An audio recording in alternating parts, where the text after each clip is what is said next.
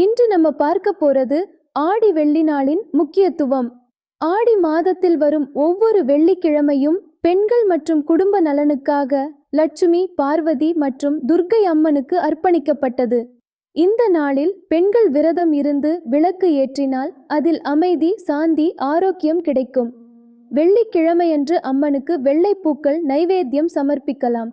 அன்றைய நாள் முழுக்க ஓம் ஸ்ரீ மகாலட்சுமியே நமஹ அல்லது ஓம் துர்காயை நமஹ என்று ஜெபம் செய்வது மிக பெரும் புண்ணியம் தரும். ஆடி வெள்ளியில் பெண்கள் சுமங்கலி பூஜை செய்தால் குடும்பம் நலமாகும், சக்தி கிடைக்கும்.